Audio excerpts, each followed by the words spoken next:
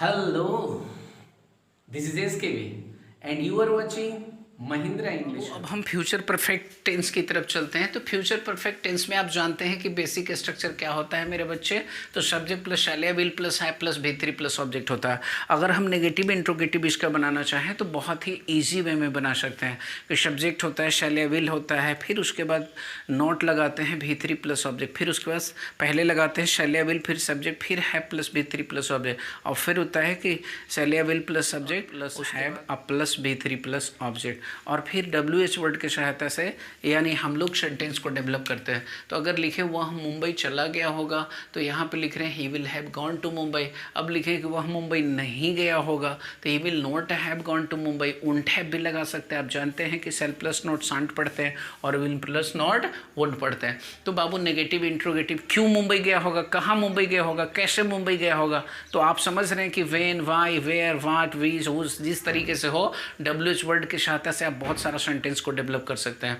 तो बाबू subject plus shall या will plus have become plus noun या एडजेक्टिव। तो आप जानते हैं कि बिकम मीन्स क्या होता है, बनना या होना होता है। तो मैंने कहा आप एक महान नेता बन चुके होंगे या बन गए होंगे। तो बाबू इस तरह का ट्रांसलेशन अगर हिंदी में आता है, क्योंकि जब अंग्रेजी बोलना चाह रहा है तो हर तरह के क्रिएशन जो हिंदी में आती है उसको अंग्रेजी में आपको ट्रांसलेट करने की कोशिश करना होगा। तो सब्जेक्ट प्लस शैल या will have plus become plus noun adjective, तो you will have become a great. तो आप जानते हैं कि वर्ब का तीसरा रूप के रूप में ही यूज हो रहा है। कुछ एडवांस स्ट्रक्चर होते हैं जो अपने पैटर्न को लेकर के चलते हैं। तो मैंने कहा बाबू आप एक महान नेता बन चुके होंगे, आप एक शिक्षक बन चुके होंगे, आप एक प्रोफेसर बन चुके होंगे। आप जितना भी बनने के सेंस में आप यूज कर सकते हैं सब्जेक्ट प्लस शैल या will plus have plus become plus noun या एडजेक्टिव। डॉक्टर बन गए होंगे, इंजीनियर बन गए होंगे, इस तरीके से सब्जेक्ट प्लस शैल या विल हैव प्लस नाउन या ऑब्जेक्ट। अब देखिए एक चीज क्या है, मैंने कहा मेरे पास एक BMW कार होगा। तो बाबू मैंने तो पहले लगाया कि आई शैल हैव, और उसके बाद मैंने नाउन या ऑब्जेक्ट जो लगाना था उसको लगा दिया कि I shall have a BMW car. Negative interrogative sentence को आप बहुत ही अच्छे तरीके से आप डेवलप कर सकते हैं जितना ज़्यादा प्रैक्टिस करें। मेरे पास एक BMW कार होगा, ठीक है। अगर मान लीजिए सेंटेंस है कि नहीं मेरे पास एक हाथी होगा, मेरे पास एक घोड़ा होगा, मेरे पास एक बंगला होगा। आप जिस तरह का ट्रांसलेशन डेवलप कीजिए नेगेटिव इंट्रोगेटिव उसमें आप डेवलप कर सकते हैं जैसे फर्स्ट स्ट्रक्चर है। अब यहाँ पे चीज़ और ध्यान रखिएगा, जो पहला एक्सुलरी वर्ब होता है उसी के बाद नोट लगाते हैं बाबू। और सब्जेक्ट के पहले जब हम शैल या विल का प्रयोग करते हैं तो आप जब इंट्रोगेटिव सेंटेंस बनाते हैं चाहे वो SNOS क्वेश्चन का हो या WH का हो तो वहाँ पे ध्यान रखिएगा कि बाबू उसके बाद ही हम नोट का प्रयोग करते हैं, ठीक है। ये कह रहा है क्या कि subject plus shall will have और ट्राइड प्लस टू प्लस भी प्लस ऑब्जेक्ट। कह रहा है वह बच्चा को बचाने की कोशिश कर चुके होंगे। तो he will have tried to save the child. फिर से बच्चा को बचाने की कोशिश कर चुके हैं, स्ट्रक्चर क्या है, शैल या will have a tried two plus भी प्लस ऑब्जेक्ट। बचाने की कोशिश कर चुके होंगे। नेगेटिव वह बच्चा को नहीं बचाने की कोशिश कर चुके होंगे या बच्चा को नहीं बचाने की कोशिश किए होंगे। तो he will not have tried to save the child. और क्या वह बच्चा को बचाने की कोशिश किए होंगे, तो यहाँ पे बनाएंगे कि विल ही हैव और उसके बाद लगाएंगे try to save the child. अब इस तरीके से सेंटेंस को डेवलप कीजिएगा। फिर वहाँ पे है वह बच्चा को बचाने की कोशिश कर चुके होंगे के बाद कि subject plus shall will have the habit of plus before plus object. देखो बाबू कोई भी प्रीपोजिशन होता है टू के बाद तो भी1 लगता है, लेकिन बाबू और भी जो प्रीपोजिशन होते हैं जैसे ऑफ वगैरह उसके बाद वर्ब का चौथा रूप का इस्तेमाल किया जाता है। तो यहाँ पे बताया कि subject plus shall will have the habit of plus before plus object. उसे धूम्रपान की आदत होगी। तो यहाँ पे मैंने लिखा ही will have the habit of smoking. उसे धूम्रपान की आदत होगी, उसे पीने की आदत होगी। तो वहाँ पे लिख देते कि हाँ क्या भाई, तो he will have the habit of drinking. अब यहाँ पे देख लीजिए subject plus shall will have a lot of लिख दिया और यहाँ पे लैक ऑफ लिख दिया, एटलीस्ट लिख दिया, मोर देन लिख दिया। एक चीज़ समझने की कोशिश कीजिएगा बाबू, ठीक है। क्या समझने की कोशिश कीजिएगा कि जब हम यहाँ पे लिखें ए लॉट ऑफ तो इसका हिंदी होता है अधिक, लैक ऑफ लिखे इसका हिंदी होता है कमी, और ये लिखे एटलीस्ट तो इसका होता है कम से कम, और मोर देन लिखे तो इसका हिंदी होता है से अधिक। तो बाबू मैंने चारों का एक एक एग्जाम्पल दे दिया है। इससे आपको क्या होगा जरा देख लीजिए। आप जितनी तरह के ट्रांसलेशन चाहे बना सकते हैं। मेरे पास बहुत पैसा होगा तो I shall have a lot of money. मेरे पास अगर बोल रहे हैं कि बहुत, तो बहुत के लिए मैंने क्या दिया, लॉट ऑफ। मेरे पास 1 करोड़ स्टूडेंट होंगे, simple see I shall have 1 crore student.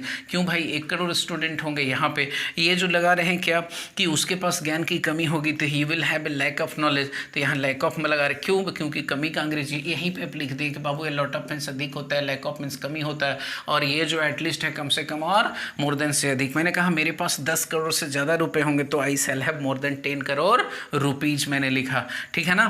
तो मुझे लगता है कि यहाँ पे आप समझ गए होंगे कि बाबू ये बेसिक स्ट्रक्चर है। Subject plus shall will plus have plus भी3 प्लस ऑब्जेक्ट, नेगेटिव इंट्रोगेटिव आप बना सकते हैं। और ये सेल विल हैव के बाद बिकम है वर्ब का तीसरा रूप बनने के सेंस में यूज कर सकते हैं।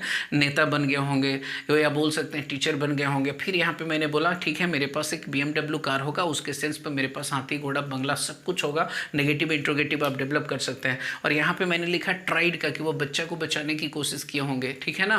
तो यहाँ पे कोशिश करने का अंग्रेजी V3 के रूप में ट्राइड दिया है, उसके बाद 2 + B1 + ऑब्जेक्ट लगाया। फिर यहाँ पे subject plus shall will have the habit of plus before, उसे पीने की आदत होगी, ठीक है, उसे मदद करने की आदत होगी। बहुत तरह का ट्रांसलेशन आप सोचिएगा और घर पे प्रैक्टिस कीजिएगा। और यहाँ पे है subject plus shall will have और plus a lot of means क्या अधिक, ए लैक ऑफ मीन्स क्या कमी, एटलीस्ट मीन्स कम से कम, और मोर देन मीन्स से अधिक। मेरे पास बहुत पैसा होगा, I shall have a lot of money. मेरे पास 1 करोड़ स्टूडेंट हो गए, I shall have 1 crore student.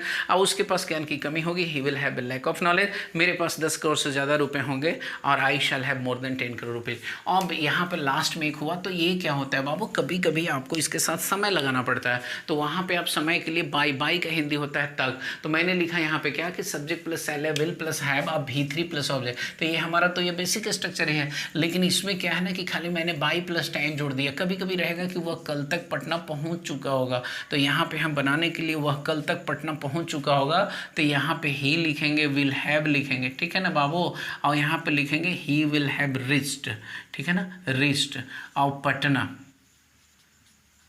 Patna he will have reached Patna. फिर उसके बाद यहाँ पे लिखेंगे बाय, और तब उसके बाद लिखेंगे क्या बाबू, कल तक। तो यहाँ पे TOMORROW टुमारो लिखेंगे। तो मेरा कहना है कि वह कल तक दिल्ली पहुँच चुका होगा, वह कल तक काम कर चुका होगा। वो बता रहे हैं कि 10 तारीख तक वो अपना होमवर्क पूरा कर चुका होगा। तो इस तरीके के सेंटेंस को बनाने के लिए हम इस स्ट्रक्चर का यूज करेंगे। तो बाबू फ्यूचर परफेक्ट टेंस में आपने देखा कि किस तरह का स्ट्रक्चर है। घर पे आप जो है इसको खूब प्रैक्टिस कीजिएगा, ठीक है। फिर मैं आपको पढ़ा रहा हूँ, फ्यूचर पढ़ाने जा रहा हूँ। तो आज मैं पढ़ा रहा हूँ फ्यूचर कंटिन्यूअस टेंस। ज़रा सा समझने की कोशिश कीजिएगा, ठीक है। तो फ्यूचर कंटिन्यूअस टेंस में बेसिक स्ट्रक्चर जो होता है वो क्या होता है, तो सब्जेक्ट होता है शैल या will B + B4 + object, subject plus shall या विल और not B + B4 + object, shall या विल सब्जेक्ट B और B4 + ऑब्जेक्ट, शैल या will subject not B + B4 + object, WH word shall या will subject B + B4 + object, WH word shall या will subject not B + B4 + object. मेरा कहने का मतलब है, try to understand about that, कि ये जो फ्यूचर कंटिन्यूअस टेंस का स्ट्रक्चर है, तो सबसे पहले मैंने क्या बताया आपको बेसिक स्ट्रक्चर के बारे में। तो बेसिक स्ट्रक्चर क्या है, सब्जेक्ट प्लस शैल या will plus B + B4 + object. मेरे बाबू इसी के बेस पर बहुत सारे स्ट्रक्चर आपको प्रैक्टिस करना है। क्यों? क्योंकि अगर आप बोल रहे हैं अंग्रेजी में, तो कौन सा स्ट्रक्चर की किस समय ज़रूरत पड़ जाएगी इसके बारे में आप नहीं कर सकते हैं। क्योंकि at the time of speaking you have to think what I am going to speak, and that time you have to apply your mind how to make translate into English, because your creation is coming in your mind in Hindi, and after that you try to make your translation in English, and you have started to make your translation automatically, whatever that's your creation in Hindi, and that is the same thing that will go to synchronize with you, and I think if you'll also get an opportunity to speak there.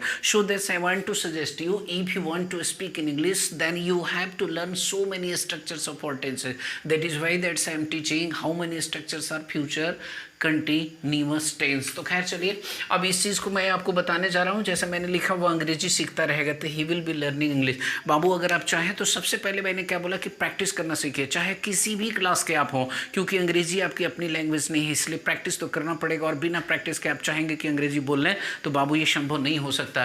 तो मैंने क्या बताया कि subject plus shall या will होता है, B होता है, B4 + ऑब्जेक्ट होता है, सब्जेक्ट प्लस शैल या विल होता है, फिर नॉट होता है, B होता है, B4 + ऑब्जेक्ट होता है, फिर शैल या will plus subject plus B + B4 + object होता है, शैल या will plus subject plus not plus B + B4 +। जैसे मैं आपको प्रैक्टिस करके बता रहा हूँ, आप भी अपने आईने के सामने इसी तरीके से प्रैक्टिस करेंगे। क्यों? If you will stand before the mirror, after that kick out error yourself, otherwise this if are not going to improve your sentence with the help of our structure, never can be possible to speak English fluently in your life. That is why, what's the reason behind it? Because you are the students of Bihar board. The student who belongs to CBSE board, they are not getting environment also. That is why they are not eligible to speak in English. But if you are getting environment after making the practice, then you try to understand about that. Okay? तो बाबू मैं बताया वो अंग्रेजी सीखता रहेगा, वो अंग्रेजी नहीं सीखता रहेगा। क्या वो अंग्रेजी सीखता रहेगा? क्या वो अंग्रेजी नहीं सीखता रहेगा? वह क्यों अंग्रेजी सीखता रहेगा? इस तरीके से बहुत सारे सेंटेंस को आप डेवलप कर सकते हैं। अगले स्ट्रक्चर की तरफ चलते हैं। ये देखिए subject plus L will be, बाबू ये गोइंग लगाए, गोइंग के बाद to plus V one plus object दिया, मैंने क्या कहा, he will be going to learn English, वो अंग्रेजी सीखने जाता रहेगा। वो कह रहे हैं कि भाई वो अंग्रेजी सीखने जाता रहेगा, ठीक है, वह लोगों को मदद करने जाता रहेगा, मतलब बहुत तरह का। या एक भी सेंटेंस आप जो है ना, अगर इसके बेस पर अगर आप सोच लेते हैं तो आपको कोई भी टेंशन नहीं होगा, ठीक है ना। कह रहे हैं कि वह स्कूल जाता रहेगा, वो कॉलेज जाता रहेगा, वो खेलने जाता रहेगा, वो कूदने जाता रहेगा। आप जिस तरह का सेंटेंस आप डेवलप कर लीजिए। फिर है subject plus L will be plus trying plus to plus V one plus, they will be trying to help you, वे लोग आपको मदद करने की कोशिश करते रहेंगे। मतलब अब ये है मदद करने की कोशिश करते रहेंगे, ठीक है। वे लोग आपको पीटने की कोशिश करते रहेंगे, वे लोग आपको जान से मारने की कोशिश करते रहेंगे। अब आप है कि बहुत सारे सेंटेंस को आप सोच सकते हैं और इस स्ट्रक्चर की सहायता से बहुत सारे ट्रांसलेशन को भी डेवलप कर सकते हैं, ठीक है। अब यहाँ पे subject plus L will be trying to be become plus noun adjective है, तो कह रहा है कि वह एक अच्छा अभिनेता बनने की कोशिश कर। देख लीजिए बी या बिकम कहाँ पे लगाते हैं, बनना और होना के सेंस में। He will be trying to be a good actor, अगर आप बी के जगह पर बिकम भी लगाना चाहें तो बाबू आपकी सेंटेंस सही होगी क्या, तो he will be trying to be a good actor, मतलब वह एक अच्छा अभिनेता बनने की कोशिश करता रहेगा। Subject plus L will be getting plus to plus V one plus object. देखिए मेरे भाई ध्यान रखिएगा कि अगर हम सेंटेंस इस तरीके से बनाते हैं, वे लोग समझते रहेंगे तो they will be getting to understand, ये भी मेरा सेंटेंस बिल्कुल सही है क्या, they will be getting to understand. अब यहाँ पे और भी वे लोग आपको मदद करते रहेंगे, बहुत तरह का सेंटेंस जो है, लेकिन ये समझना के सेंस में गेटिंग टू अंडरस्टैंड का हम लोग प्रयोग करते हैं। और ये subject plus L will be plus becoming plus noun adjective, आप कंजूस बनते रहेंगे तो यू विल बी बिकमिंग माइजर, आप कंजूस बनते रहेंगे, आप तेज बनते रहेंगे तो यहाँ पे you will be becoming intelligent, यानी अगर तेज रहेगा तो इंटेलिजेंट लगाएंगे और कंजूस रहेगा तो माइजर। और subject plus L will B और उसके बाद स्टिल प्लस बिफोर क्या करे, सी विल बी स्टिल स्लीपिंग, वो अभी तक सो रही होगी, वो अभी तक पढ़ रही होगी। तो इस तरीके के ट्रांसलेशन भी हम लोग इस पर बनाते हैं। और ये सब्जेक्ट प्लस एल विल है, गेटिंग या बिकमिंग, और सी डी का मतलब होता है कंपैरेटिव डिग्री, और उसके बाद एंड, फिर उसके बाद कंपैरेटिव डिग्री। तो मैंने कहा कि सी विल बी गेटिंग या becoming more and more intelligent, वो और तेज बनती रहेगी या और तेज बनती जा रही होगी। तो ये कहने का मतलब है कि इस तरह का सेंटेंस को हम लोग बनाते हैं। तो ओवरऑल आपने स्ट्रक्चर क्या देखा कि बाबू सबसे पहले बेसिक को देखा, subject plus L will plus be plus before plus subject. दूसरा में आपने लिखा कि subject plus L will plus be plus going plus to plus V one plus object. फिर उसमें आप देखा subject plus L will be plus trying plus to plus V one plus object. फिर मैंने बताया कि ट्राइंग के बाद टू बी या बिकम प्लस नाउन एडजेक्टिव लगा देंगे। फिर उसके बाद मैंने बताया कि बाबू subject plus L will plus be plus getting plus to plus V one plus object लगा देंगे। फिर मैंने बताया कि subject plus L will plus be plus becoming plus noun adjective. और उसके बाद मैंने बताया कि subject plus L will plus be plus still plus before plus at last structure मैंने बताया कि सब्जेक्ट प्लस एल विल और उसके बाद लगाएंगे आप यहाँ पे getting plus comparative degree plus and plus comparative degree. तो यहाँ पे बाबू विल के बाद एक चीज़ जरूर जोड़ दीजिएगा, बी, यहाँ पे बी जो है जोड़ दीजिएगा, ठीक है। यहाँ पे she will be getting more and more intelligent या she will be becoming more and more intelligent, और तेज बनती रहेगी। तो इस तरीके से स्ट्रक्चर को हम लोग पढ़ेंगे। तो अब बाबू एक चीज़ मैं आपको बताने की कोशिश कर रहा हूँ कि ये बताइए फ्यूचर कंटिन्यूअस टेंस का स्ट्रक्चर आपको समझ में आया कि नहीं, क्योंकि फ्यूचर कंटिन्यूअस टेंस के बेस पर जो भी ट्रांसलेशन आपको बनाने के लिए आएगा, यही सब स्ट्रक्चर की सहायता से आप ट्रांसलेशन को डेवलप कर लेंगे, ठीक है। और जितना ज़्यादा हो सके आप प्रैक्टिस कीजिए, ठीक है बाबू। तो बाबू फ्यूचर परफेक्ट कंटिन्यूअस टेंस में आप देख रहे हैं स्ट्रक्चर, क्या देख रहे हैं कि सब्जेक्ट प्लस एल या will have been plus before plus object for या फ्रॉम प्लस टाइम। एक चीज़ आप जरूर दिमाग में रखिएगा बाबू कि इसमें सिंस का प्रयोग नहीं होता। क्यों? क्योंकि फ्यूचर में कभी भी टाइम निश्चित नहीं होता। और वो जब टाइम एंड टेंस में चैप्टर पढ़ाऊंगा तो बहुत सारे ग्रामर के रूल्स आपको मैं बताऊंगा। तो यहाँ पे मैंने क्या बताया कि सब्जेक्ट प्लस एल है, will plus have plus been before plus object for या फ्रॉम प्लस टाइम। तो बाबू सिंस के जगह पर क्या चीज़ का यूज करेंगे? फ्रॉम का, यानी पॉइंट ऑफ टाइम के लिए फ्रॉम और पीरियड ऑफ टाइम के लिए फॉर का प्रयोग करेंगे। वह 2022 से अंग्रेजी सीखता रहेगा। एक चीज़ ध्यान रखिएगा, मैंने इसको इसलिए नहीं लिखा क्योंकि बहुत ही कम फ्यूचर परफेक्ट कंटिन्यूअस टेंस का यूटिलाइज होता है। कभी भी आप लिखिएगा, पढ़िएगा, बोलिएगा तो आप देख लीजिएगा कि दिन भर में या 24 घंटे में कितना बार फ्यूचर परफेक्ट कंटिन्यूअस टेंस के यूज किए हैं। तो मेरे बच्चे, मेरे समझ में आता है कि इसका बहुत कम यूटिलाइजेशन होता है। तो इसके स्ट्रक्चर जो है, जो यूजफुल है, जो मैंने आपको दिया, he will have been learning English from 2020, वह 2022 से अंग्रेजी सीखता रहेगा। वह 2022 से अंग्रेजी नहीं सीखता रहेगा। क्या वह 2022 से अंग्रेजी सीखता सीखता रहेगा। क्या वह 2022 से अंग्रेजी नहीं सीखता रहेगा?